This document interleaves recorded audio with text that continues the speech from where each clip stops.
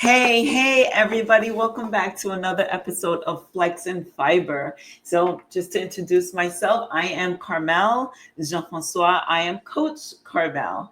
And what I basically do is I work with people who have come to realize that they have a sugar addiction or food addiction, and I help them adapt a whole food, plant-based, and fit lifestyle in order to combat those cravings, heavy sugar cravings, and whatever chronic conditions that come along with being addicted to food and sugar.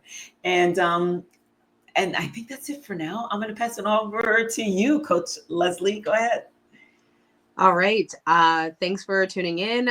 My name is Coach Leslie, and I am a nutrition and performance coach. I'm a marathon runner, CrossFitter, and OCB bodybuilder. I help athletes achieve their goals with training and nutrition coaching, and we just knock all the goals out and get them to the finish line. Excellent.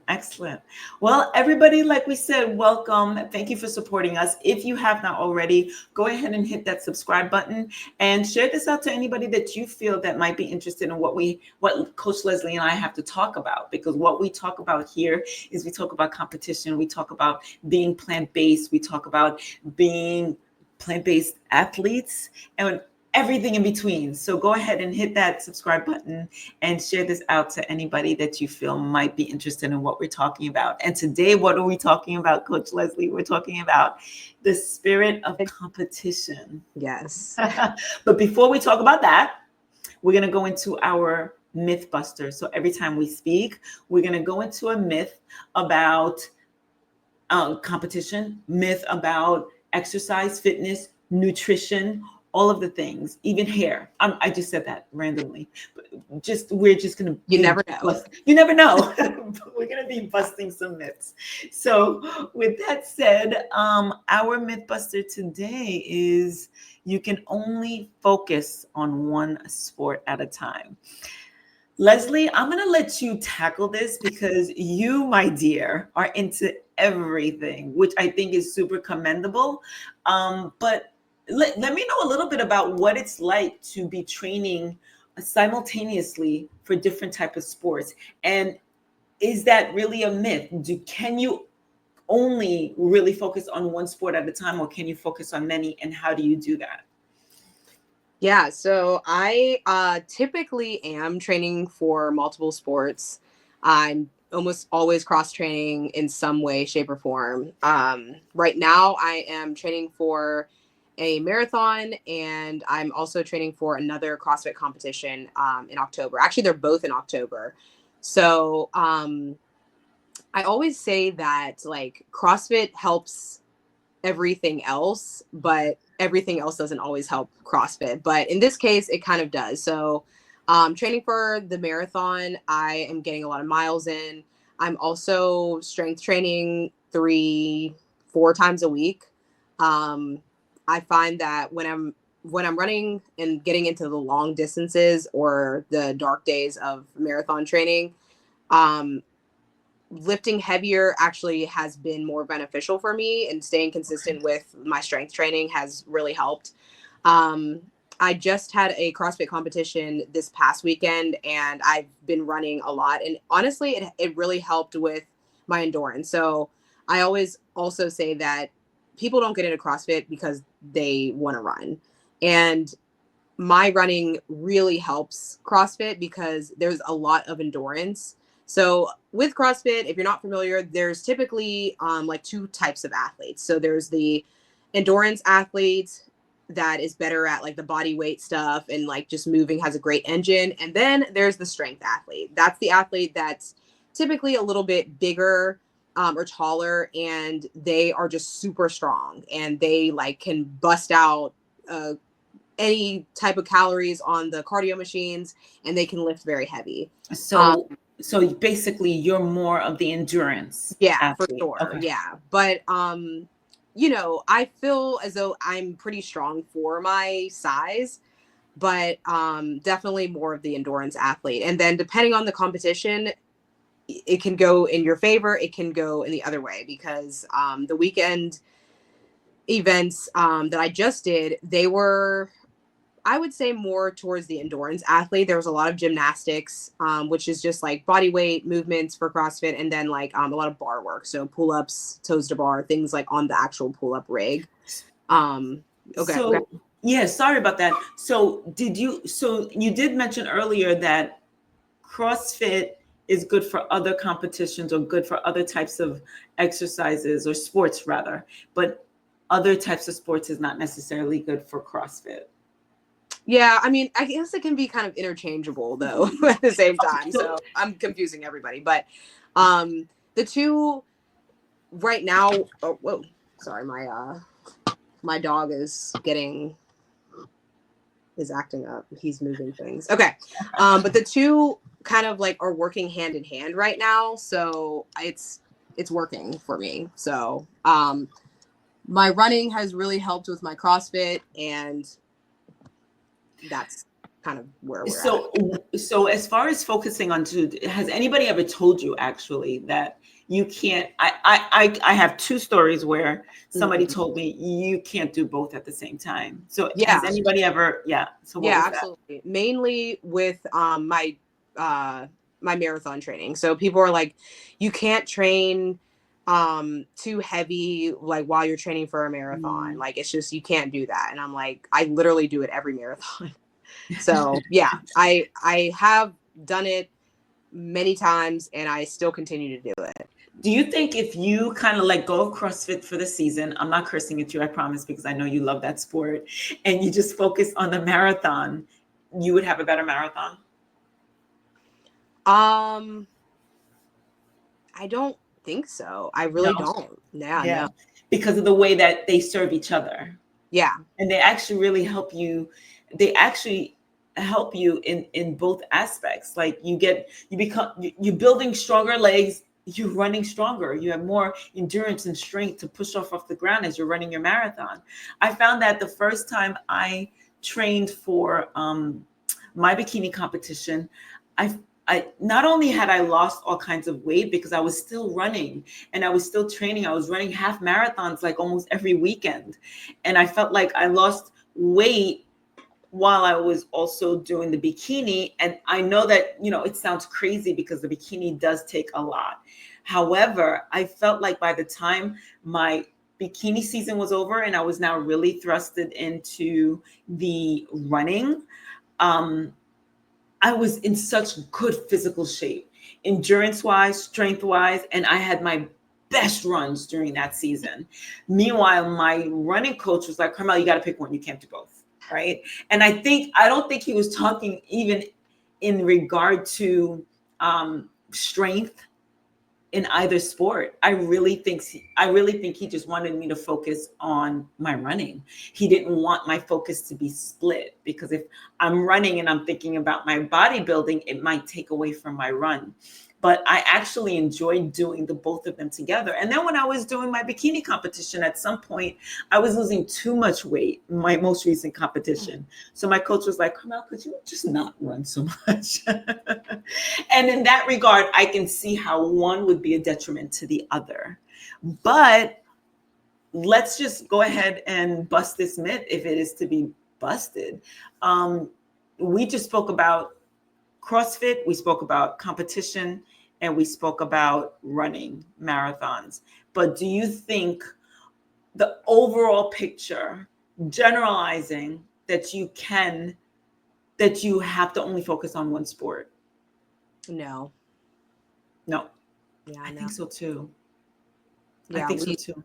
We saw that this weekend. I was competing with the Vegan Strong team, plant built team, and there were athletes that competed both days in two different sports. So there were athletes that competed in Olympic lifting or Olympic weightlifting and then powerlifting.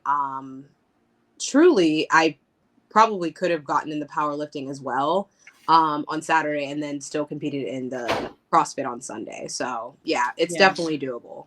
It's definitely doable. I think we don't give credit to the fact that not only it's all in our mind, right? And what we perceive that we can do ourselves. And then that will translate into what we can physically do. The human physiology is just so equipped to do so well, like to keep us alive, to keep us moving, running from a tiger if we need to run from the tiger, and lift up that car should the car fall on our toddler, right?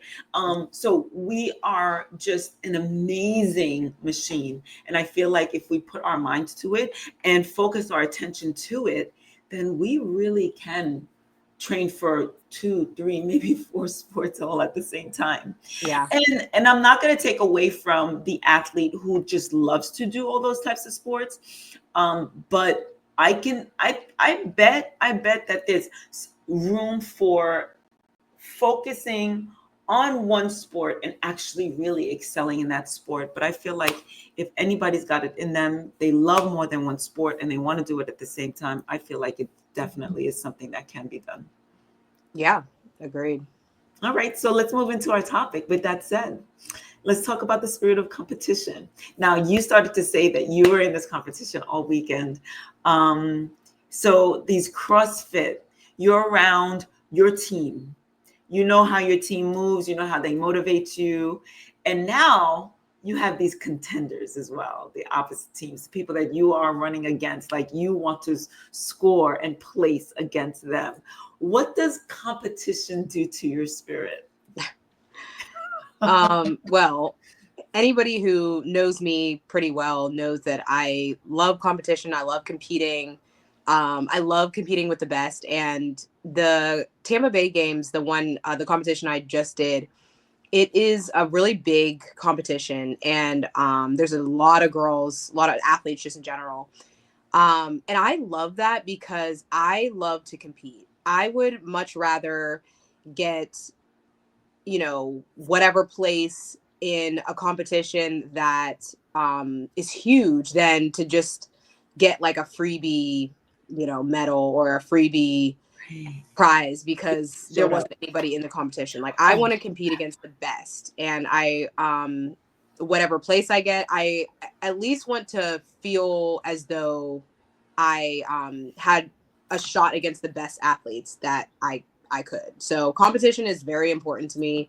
It always has been, even at like a very, very young age. I didn't always know how to like process it because I never liked losing. And I always say that I like winning, but I hate losing more than I like winning. So sometimes that is what drives the competitor in me, is like the fact that I don't want to lose, not necessarily it's like, okay, great, I want to win, but the urge to not lose is really what drives you. Yes, way more powerful. So for me, Leslie, and we've had this conversation before, you and I never grew up with that spirit of like, I want to win, or not even I don't want to lose. I always had the spirit when I was in competition, and I don't know where I get it from. I had the loser mindset that I'm not going to win. How could I win? And it's followed me till this day, where you've had to talk to me. You've had to be like, Carmelle, can you please like get it together? And I've never felt good enough. Although I loved sports. I loved being physically active. Something about competition really brings me down to my lowest level. And I'll enter a competition like not knowing if I'm going to win, and already assuming or giving myself permission to lose so that I'm not terribly disappointed when I lose. Meanwhile, I would walk out of many of these competitions winning. And so it's not even something that I'm not quite sure. I know growing up, I was like we were taught to be humble, and it was wrong for us to brag and boast. And I feel like maybe that's where it came from. And it wasn't reinforced whenever I did win anything. It wasn't reinforced. It wasn't nobody gave me that pep talk saying you're better than that other girl, or you're the best and do what you can do. That was never the narrative in my house. So I feel like it might have something to do with that. And I had no role models, none in my family anyway, to ensure to me that I can actually I can actually win if I set my mind to it. So every time I did win, Leslie, I can't even, I'm not even lying when I say that I felt like it was given to me. Like they just gave it to me. And it's like, oh wow, they liked me. Or maybe I said or did something that made them feel like I deserved something. But it was never, I never accredited myself to, you did the work, you were better than the next person. And that's kind of followed me up. And even most recently, I would have to give myself that pep talk after hearing somebody like you or Bianca say, you deserve this. You worked hard. You didn't just show up and win. You put the work in before, during, and after. And so my spirit of competition was always like fearful.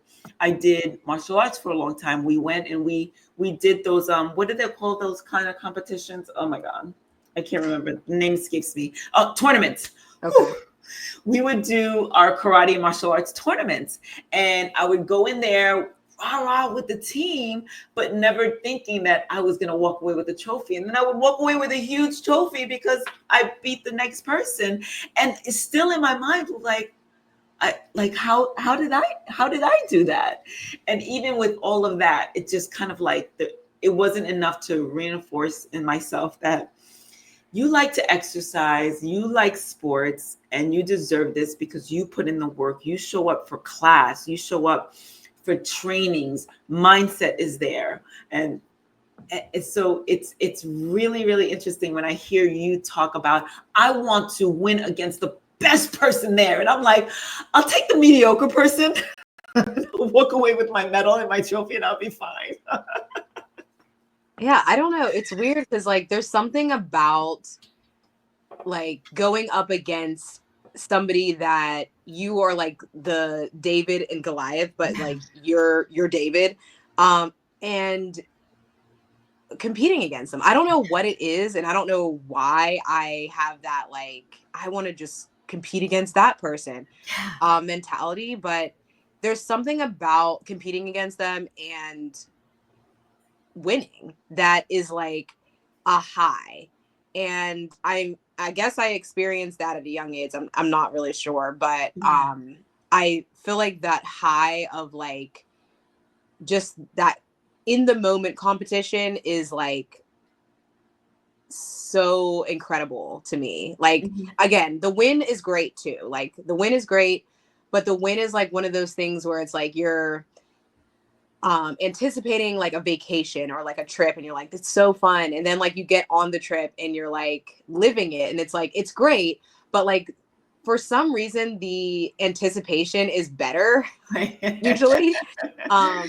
Or like how you remember it is like better than the actual moment sometimes. Not always, but like sometimes. So it's kind of like that of like the competition in the moment is like, it's the process of like experiencing the whole thing, whereas like winning is kind of like the actual vacation, whereas like the process is more of the anticipation.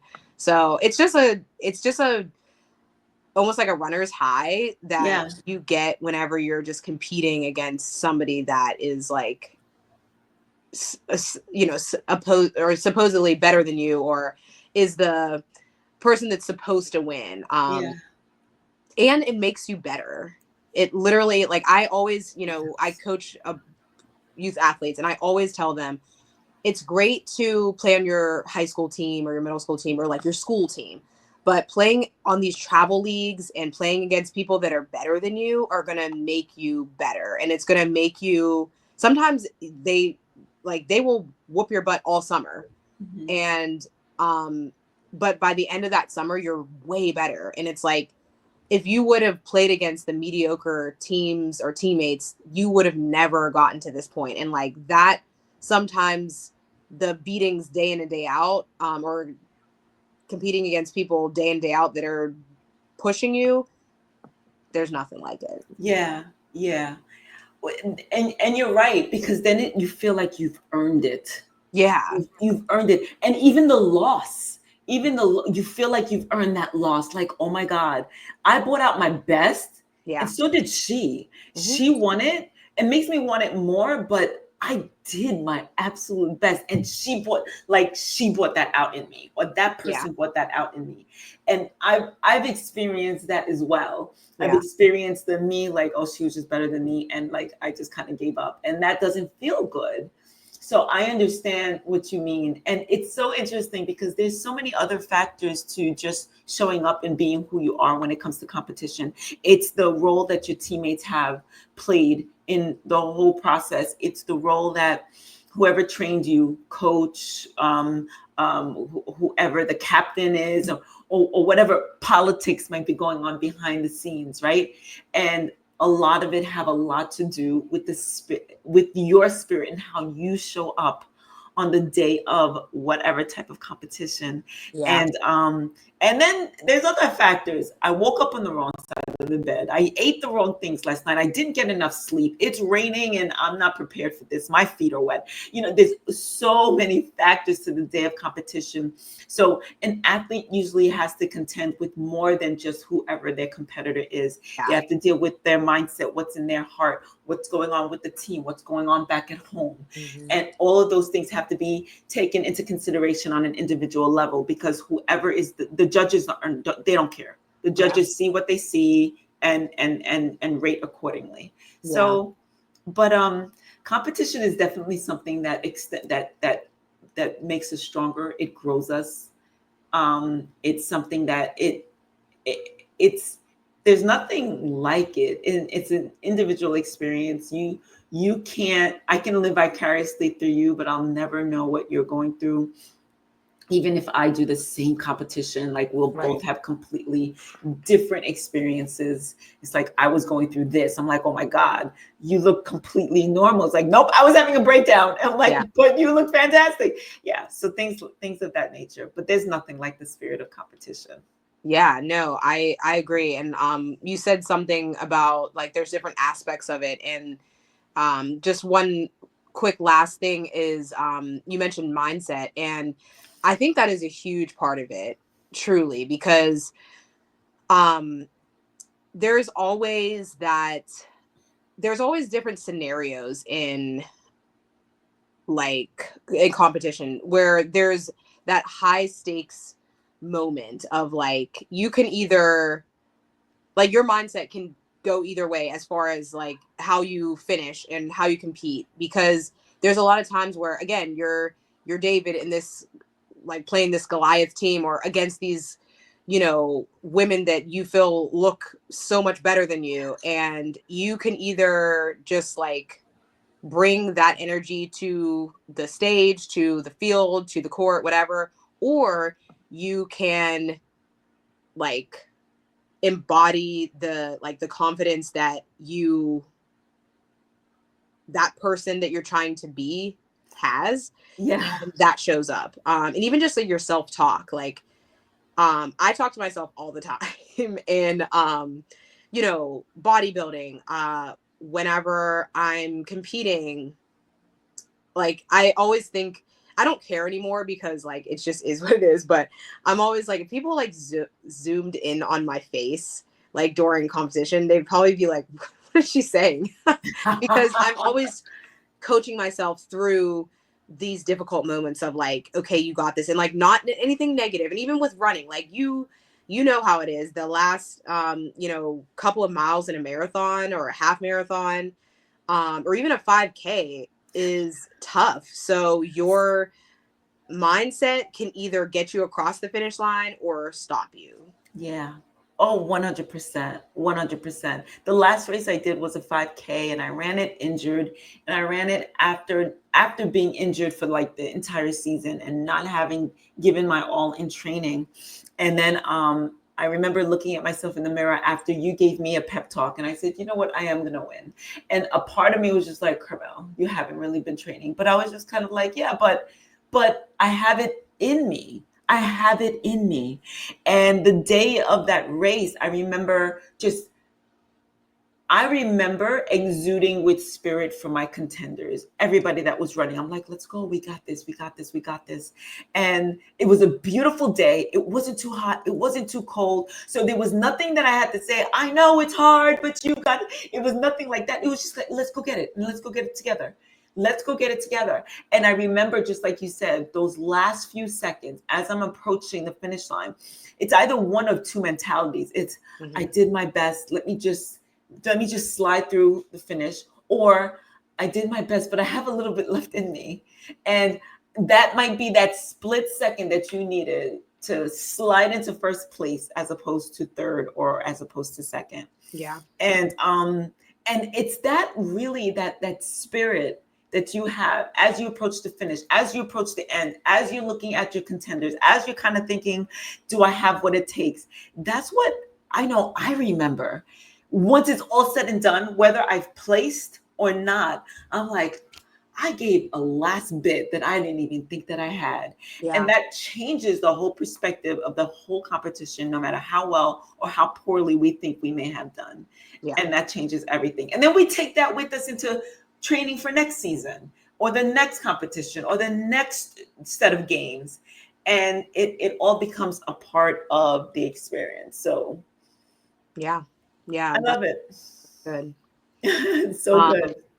All right. All right. Well, on to our last part of our show. We are going to talk about our food that we want you to try. So this is a food that's very familiar to everybody, but we are going to talk about the potato. And the potato is so versatile. There's so many different kinds of potatoes. I always do a question of the day for my gym, and the question last week was, what is your favorite style of potato? And if you were a potato, what would it be? And I loved that question because it just really allowed people to express themselves through a potato, and they had to give why they chose that. And it also, you also got to see what kind of potato they liked as well. And I heard a lot of different answers, but the potato is very versatile. It's very different. And a lot of times when I'm nutrition coaching, everyone's like, why does the potato have such a bad rap? And I'm like, it has a bad rap. The regular, like, russet potato, like the brown potato, it has a bad rap because the potato itself isn't bad, but a regular potato is not good necessarily by itself. So you have to add, butter, sour cream, all the things that add to it. And then as plant-based athletes, we don't use, dairy, butter, or and we try not to use any of that kind of stuff anyway. So I always recommend a sweet potato because you can have a sweet potato just as it is. You can just bake it. You don't have to put anything on it. You can eat it. It's filling. You can add it to a million different dishes. Yeah. You can make fries out of it in the air fryer, and it's just amazing. Make pie out of it. You can make exactly. anything. Yeah. So that's one thing I like to suggest to my athletes is try a different kind of potato besides just a white potato. Yeah. So there's purple potatoes, there's red potatoes, there's sweet potatoes. There are all kinds, and there's those little baby potatoes. And the white potato, they all pretty much taste the same. But it's interesting because I like the white potato by itself and add a little bit of salt. It's so true. So I feel like people, Leslie, I really feel like people really don't give the actual foods in this state, in these states. They don't give the actual foods a chance without adding things to them. So you said the sour cream and things like that. I didn't grow up eating potato like that. We literally grew up eating potato. If it wasn't mashed, my mother would make it. We add a little salt to it, and we thought it was the best thing. We loved it. And then I grew up in a Haitian household, so we cook our foods differently. Now we would go out and I'm like, well, what's sour cream? I mean, why do you put that on your potatoes? And why do you put butter and cheese on your potatoes? To me, that was foreign, completely foreign. But the fried potato, there's French fries. First of all, just to answer your question, if I could choose what type of potato I am the French fry. I'm the sweet potato French fry because it's just sexy and it's and it's sweet, just like me. And my name is Sweet. I'm sweet and I'm cute and I'm sexy. And it's just one of those foods I feel like I really resonate with that sweet fried potato, French fries. So that's that. And just like you were saying, the sweet potato, you really don't have to have anything with it. You don't have to add anything to it. And it's so sad that here in America, we take the sweet potato, we make it even sweeter. We'll add the sugar and or the honey or the maple syrup or whatever it is that people add. I find that when I was transitioning from having a very much a sweet tooth to where I am now, I needed the cinnamon. Now I can just bake it in the oven, take it out, and just enjoy it. It's amazing how good the sweet potato is. But I also like potatoes. And you were saying why it gets such a bad rap is because number one, it's a carb, and we live in this diet culture where people feel like they have to really shy away from carbohydrates. But number two is they add all these things to it that turn a perfectly good vegetable into something that's laden with fat, salt, oil, sugar, all the things. And that's probably why. And deep fry it like the way I love it. Let's deep fry everything. Let's cook everything to death, and let's just throw things on there and make it and make it into something else than what it was. But folks, give that potato a chance. It could be healthy, very much a healthy part of your meal, and delicious too. There's so many recipes out there. Explore. Yeah, definitely. Yep. Let us know how you prepare your potato, what kind of potato you are. Well, I guess you can Yeah. ask that too. What kind of potato you try, but also what's your favorite way to eat a potato? And if you were a potato, what would it be? What kind of potato would you be? And we would also like to hear about how you define the spirit of competition for you. Did anything that we say resonated with you in any part of our discussion today? We would love to hear from you. We want to start building a community, and we want you to be a part of that. So with that, we're going to say see you next time. We'll be back at you maybe 7 days or so. Ciao, ciao. Yeah. Let me reach over and end this recording.